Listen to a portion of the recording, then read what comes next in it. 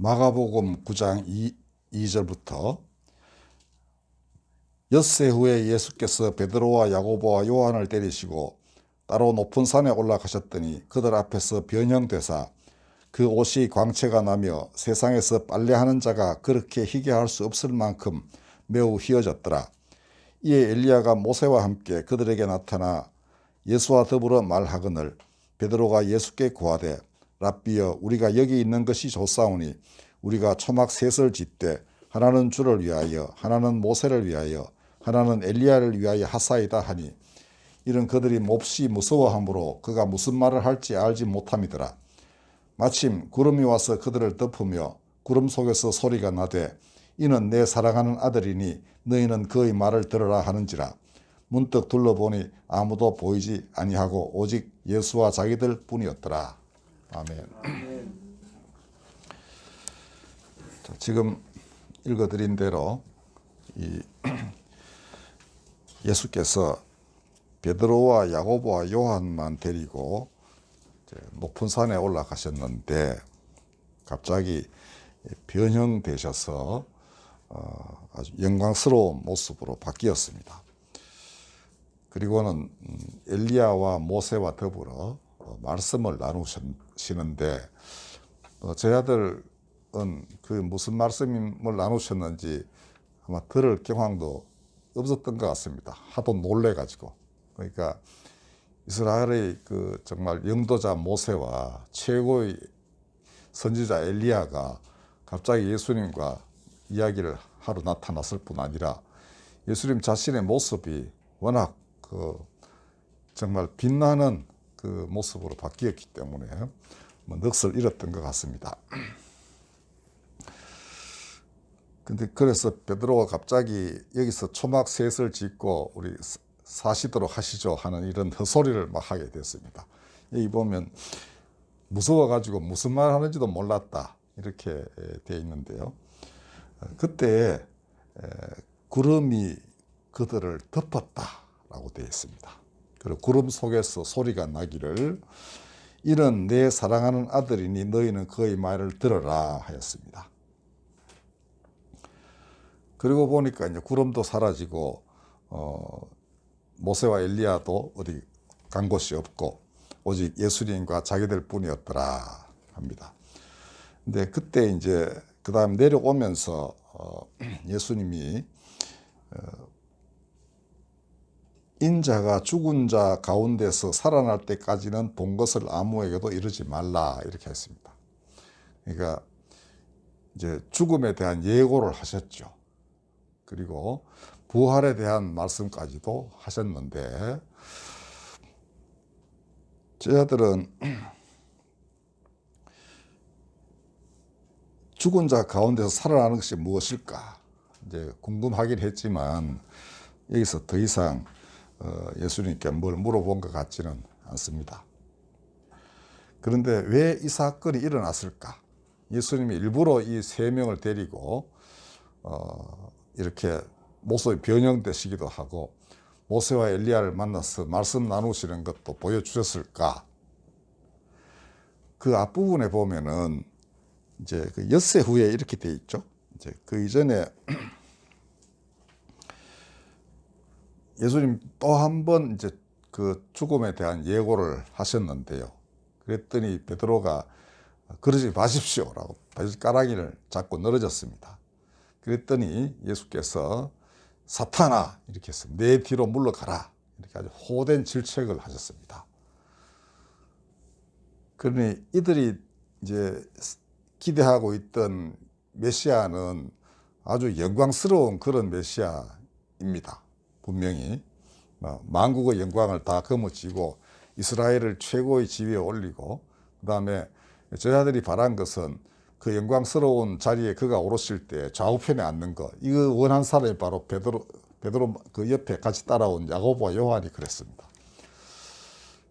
요한의 어머니도 와가지고 합세를 해서 이제 예수님께 요청을 했다고 성경은 말하고 있는데요. 여하튼 이 기대를 깨기 위하여 예수께서 이렇게 하신 것이다. 저는 그렇게 믿습니다. 왜 그러냐 하면 변형되셔서 말씀하셨는데, 그 다음에 중요한 것이 구름이 그들을 덮고서 그 안에서 들려오는 소리가 뭐냐 하면은, 그는 내 사랑하는 아들이니 너희는 그의 말을 들어라 라고 했습니다. 그의 변형된 모습을 보지 말고 그의 말을 들어라. 이게 하나님의 음성이었습니다. 근데 그의 말씀이 뭐냐 하면은, 바로 베드로 보고 이렇게 혼내시기 전에도 내가 그 죽음의 길을 가야 할 것이다 였고, 이 뒤에도 내가 죽어야 할 것이다. 그러나 사흘 뒤에 하나님 나를 살리실 것이다. 이 말씀을 들어야 됐는데, 아직까지는 이제 제 아들이 덜 익은 열매였던가 봐요. 여하튼 이 변화산 사건은 제 아들로 하여금 메시아의 영광스러운 모습을 기대하지 말고 사람들을 위해 자기 목숨을 버리려고, 사람들을 섬기러 오시고 대속물로 주려 하시는 메시아를 보라, 이거였습니다. 이 사건의 앞뒤로 다 예수 하신 말씀이 내가 내 몸을 대속물로 줘야 되겠다라는 그런 취지의 죽음에 관한 말씀이었습니다. 그래서 제자들의 그 환상을 깨트리고 말씀에 집중할 것을 예수께서 원하시고, 그 일을 위해 이 산에서의 변형 사건을 그들이 목도하게 하셨던 겁니다. 이 마지막 날에도 비슷합니다. 요새 하도 휴거니 또 혹은 예수께서 구름을 타고 큰 영광과 권능으로 오신다, 때가 가까웠다, 바로 얼마 전 9월 달에도 그런 일이 일어날 것이다 이렇게 주장하는 사람도 있고 그랬었습니다.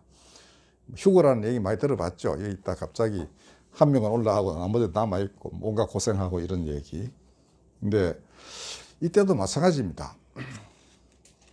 예수님이 그렇게 밖에는 하늘에 있는 하나님 나라가 땅에 임하시는 것을 표현할 길이 없어서 그렇게 말씀하신 것이지, 실제로는 그렇게 되지 않습니다. 그것은 오늘 이 변화산 사건에서 예수께서 이미 잘 보여주셨습니다. 너희는 그의 말을 들어라. 하나님은 이렇게 말씀하셨고, 그가 하신 말씀이 뭐냐 하면은, 내가 온 것은 섬김을 받으려 함이 아니고 섬기려 하고 내 몸을 많은 사람의 대속물로 주려 한 것이다. 이 말씀을 들어야 되는 것입니다. 마지막 날에도 마찬가지입니다. 그가 오셔서 하시는 말씀에 집중을 해야만 제대로 그를 영접할 수 있고, 그가 이미 2000년간 그 성도들과 함께 만들어 놓으신 하늘의 하나님 나라가 땅에 임하실 수 있습니다. 사람 마음속에 그게 와닿아야 되는데, 예수님이 뭐라 그러셨죠? 하나님 나라가 어디 있냐고 사람들 보여달라 하니까, 하나님 나라는 볼 수 있게 임하는 것이 아니요, 또 여기 있다 저기 있다 하고 말할 수 없으리니 그 나라는 너희 안에 있느니라. 누가복음 17장 21절 이런 데 딱 그렇게 딱 기록이 되어 있습니다. 그러니까 그 보이지 않는 나라를, 그 나라가 온다고 하니 설명을 어떻게 할 길이 없어가지고, 그 나라는 거룩하고 영광스러운 나라입니다. 그것을 인자가 구름을 타고 큰 영광과 능력으로 온다 이렇게 말씀하실 수밖에 없는 겁니다. 달리 설명할 길이 없는 거예요. 그러나 거기에 사람들이 또 현혹이 돼서 하늘만 바라볼까 싶어서 이 변화산 사건을 통하여 내 변형된 몸이나 혹은 그 구름이나 그게 중요한 것이 아니다. 그 구름 속에서 하나님이 너희가 이게 하신 말씀이 뭔가, 내 말을 들어라. 그리고 그의 말씀이 다시금 사람들 가운데 깊이 새겨지도록 하시는 사건, 그게 바로 그가 다시 오시는 인자의 재림이라고 할 수 있습니다. 이거 이외의 것은 아니에요. 절대로 일어나지 않습니다, 여러분들. 그리고 이렇게 되어야만 마땅해요. 그는 말씀이 육신이 되신 분이고, 또 불을 던지러 왔다고 하셨습니다. 땅에. 이 불이 붙었으면 얼마나 좋겠느냐 이렇게 탄식도 하셨습니다. 그런 말씀의 불입니다.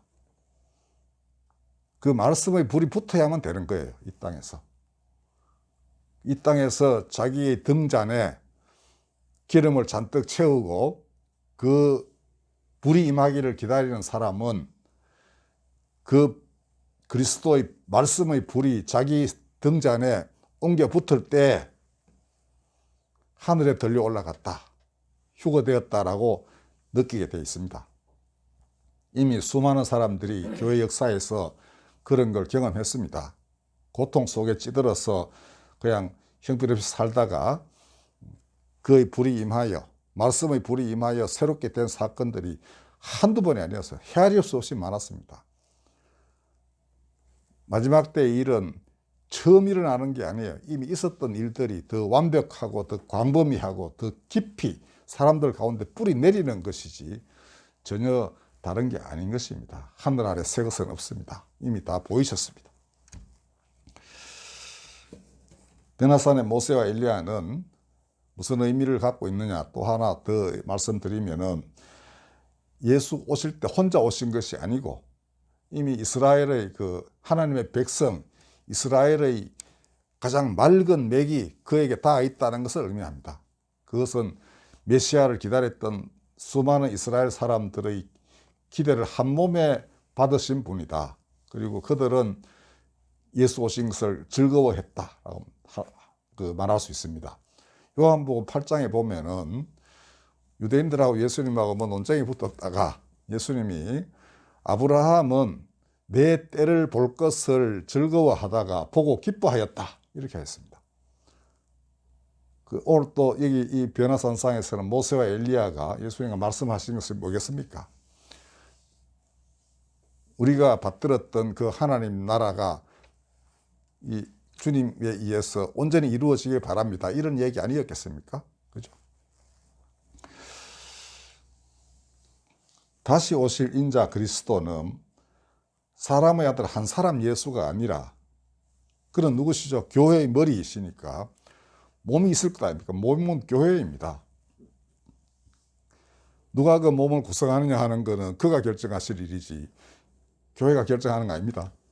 그러니까 교인이라 해서 다 그 몸 되는 것도 아니고 교인 아니라 해서 그의 몸이 안 되는 것도 아닌 것입니다. 그가 결정하시는 거예요. 왜냐하면 그가 말씀하시기를 누가 하나님 나라에 들어가는가? 하늘에 계신 내 아버지의 뜻대로 행하는 자라야 들어간다, 이렇게 하셨기 때문입니다. 그러니까 그 안에 들고 나고 지체이냐 아니냐, 일을 맡기느냐 하는 것은 그분 소관인 거예요. 얼마나 많은 사람이 그 몸이 됐겠습니까? 그죠?